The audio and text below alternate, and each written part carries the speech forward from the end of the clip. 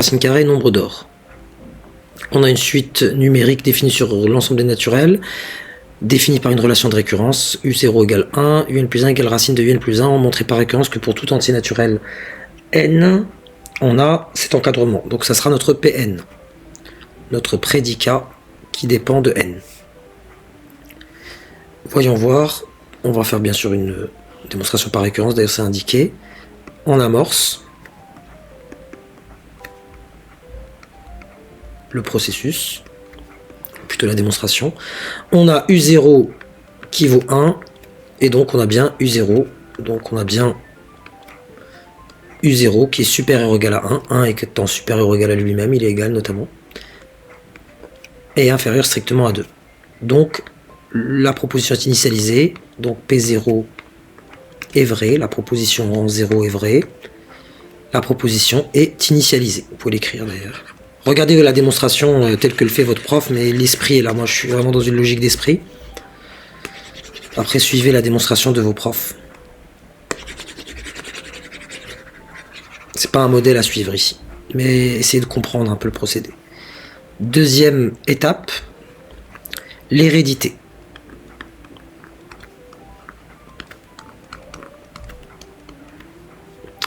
Donc pour l'hérédité, ce que je vais faire, je vais considérer pour un certain n, donc soit n, donc un certain n, tel que Pn est vrai. Pas tout n, hein, soit un certain n tel que Pn est vrai. C'est-à-dire que, en effet, j'ai un qui est inférieur ou égal à un, qui est strictement inférieur à 2. Et moi, je dois passer au rang d'après, c'est le but. Ce que je vais faire pour passer de un à un plus 1, j'ai besoin d'abord d'ajouter 1 partout. Donc, 1 plus le 1 que j'ajoute est inférieur ou égal à un, ça conserve l'encadrement, j'ajoute le même nombre partout. Voilà. Donc, finalement, 2 est inférieur ou égal à un, plus loin, plus 1, non pas en indice, inférieur à 3. Derrière, or, x, qui devient racine de x, cette fonction racine carrée, est croissante sur R, R+, pardon, si vous voulez être rigoureux. Donc, ça va conserver l'ordre, finalement, en l'introduisant.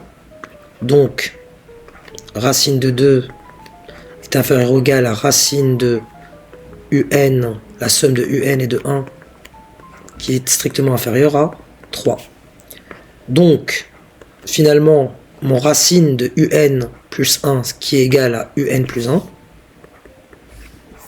voilà, un plus 1 égale à racine de un plus loin 1, plus 1, est supérieur ou égal à racine de 2. Racine de 2, c'est 1,414 environ.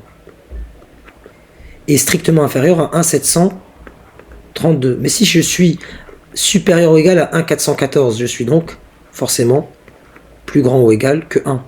Voilà. Et si je suis inférieur strictement à 1,732, je suis strictement inférieur à 2. Donc on l'écrit proprement, donc un plus 1 par transitivité, ce que je dis là. Je suis plus grand que cette quantité, or cette quantité est plus grande que celle-ci, donc je suis plus grand que cette quantité-là.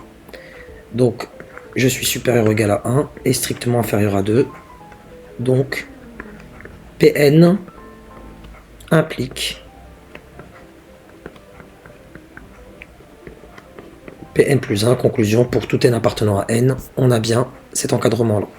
Question 2, déterminer les variations de la suite un. Je vais le faire par récurrence. Donc mon Pn, cette fois-ci, ça va être que pour tout n, Pn, c'est-à-dire que un plus 1, un, pardon, est strictement inférieur à, ça fait que grandir, hein. Vous voyez, vous avez U0, vous pouvez le conjecturer puis le démontrer par récurrence, hein, c'est visible. U0, bah écoutez, U0 il est donné, c'est 1, U1 c'est racine de 1 plus U0 qui est 1, c'est-à-dire racine de 2, U2 c'est racine de 2 qui est elle-même plus grande que ce 1 là, hein, c'est 1,414 plus 1, donc vous avez une quantité ici à l'intérieur qui est supérieure à 2, parce que c'est 2 étant 1 plus 1, mais là c'est une quantité plus grande que 1 plus 1. Bon, passons. Strictement, donc U0 en amorce, U0 égale 1, qui est bien strictement inférieur à U1, on vient de dire que c'était égal à racine de 2. L'amorce, donc P0 vrai, P0 ok. Et pour l'hérédité, soit n un certain naturel tel que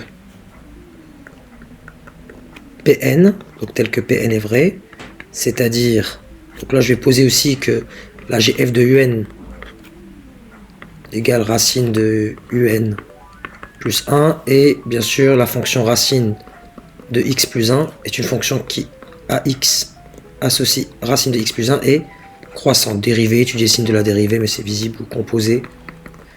La composition de deux fonctions croissantes, x plus 1 est croissante, racine de x est croissante, donc vous avez une fonction croissante. Donc là, tel que, en effet, un est strictement inférieur à un plus 1, j'introduis cette fonction, donc f de un, qui est croissante, hein. F, je viens de vous dire qu'elle était croissante. Précisez-le à votre correcteur quand même. F de un plus 1, et donc ça va impliquer que un plus 1, f de un, quoi, est strictement inférieur à un plus 2. F de un plus 1. Et donc là, Pn, excusez-moi, je vais l'écrire avec le symbole, implique Pn plus 1. Évitez le symbole, hein, ne mélangez pas le français et les symboles, là j'essaie d'aller un peu vite. Et donc pour tout n, un plus 1, un est strictement inférieur à n plus 1, donc un est croissante. Donc on a beaucoup d'infos là, d'un coup. Un croissante, un majorée, or tout de suite croissante et majorée convergent. Donc elle existe si vous voulez, la limite elle est unique, elle existe. Donc en déduire la limite de un, donc on va quand même préciser un est croissante et majorée. Donc, d'après le théorème de la limite monotone, donc elle converge. Donc elle existe. On va poser donc limite de un, c'est une suite, c'est forcément vers plus infini, est égal à L. Et j'ai envie de vous dire, la limite du coup de un plus 1, ça va pas changer. Tend aussi vers L, mais pas passage de la limite dans l'égalité, pardon. Vous savez que un plus 1 est égal à racine de un plus L. Donc ce L là, vous pouvez aussi l'écrire racine de, en remplaçant un par L, par passage de la limite dans l'égalité. Donc autrement dit, L vérifie cette égalité là. Il faudra résoudre donc l'équation. Racine de L plus 1 est égal à L. On part de cette égalité, L étant un réel. Donc on élève au carré. Ça nous donne L plus 1 est égal à L au carré. Ça me donne donc ce L que je cherche. Je fais tout passer à droite, donc égal à 0, équation du second degré, L au carré moins L moins 1. Là, mes coefficients, là c'est 1, moins 1, 1. Delta égale B carré moins 4AC. Delta égale à donc moins 1 au carré 1. 4 fois 1 fois C moins 1, ça donne 5. Il y a le nombre d'or qui commence à apparaître. Concept très mythologique à mes yeux. Donc là j'ai deux racines, L1 et L2. On va voir par rapport aux conditions qu'on a, lesquelles je peux valider ou non. Il n'y a qu'une seule limite, hein, la limite est unique. Donc moins B moins racine de delta, donc moins B, donc plus 1, moins racine de delta, donc 5, sur 2 de A, donc sur 2, et 1 plus racine de 5 sur 2. Donc je vous arrête tout de suite, celle-là on ne la retiendra pas pour une simple raison, parce qu'elle est négative et on sait que un elle est comprise entre 1 et 2. Comment voulez-vous tendre vers quelque chose de négatif alors vous êtes toujours entre 1 et 2? De toute façon, si la limite était celle-ci, ça voudrait dire qu'on peut approcher UN autant qu'on veut de cette quantité-là, mais impossible, elle est très loin des quantités négatives. Et donc voici notre limite.